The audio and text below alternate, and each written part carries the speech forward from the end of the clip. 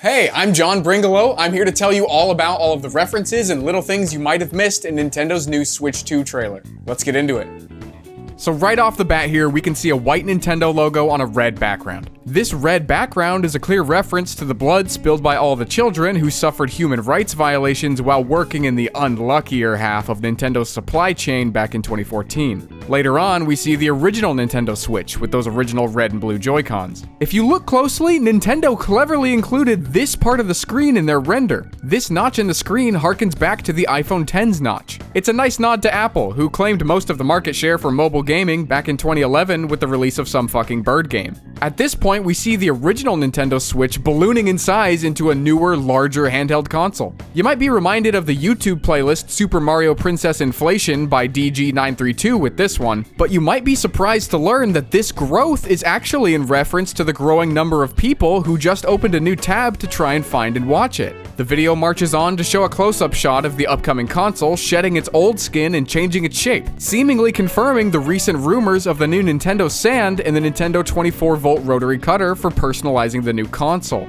A few shots later, Nintendo made sure to highlight the fact that the Switch's successor will feature 2 charging ports. The exact design of these ports seems very intentional, and it may very well be a tactic to gain favor with the European Union, as their official flag is now located on both the top and the bottom of the console. The kickstand has been completely redesigned for the new console, featuring a new spring mechanism for launching the console 6 feet into the air to keep gamers entertained when the battery runs out. Clever thinking. We were disappointed to see that Nintendo's new Joy-Cons would only be featured in black, since now they can never go back.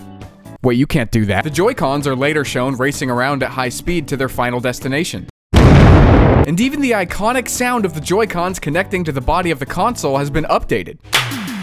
From what we can tell, the new sound is a highly processed version of... Then, the name reveal. Switch 2. A nod to Worms 2.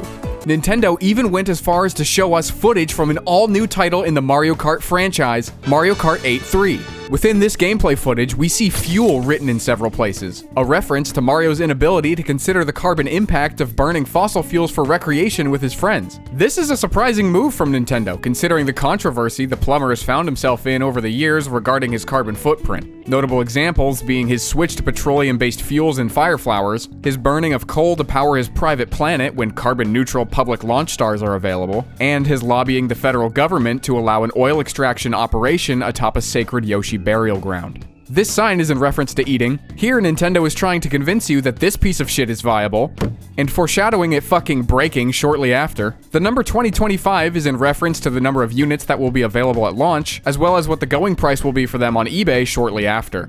I hope you enjoyed this exclusive breakdown of the Nintendo Switch 2 trailer. Now get ready for my exclusive breakdown. I've been thinking a lot more about the fall of the Roman Empire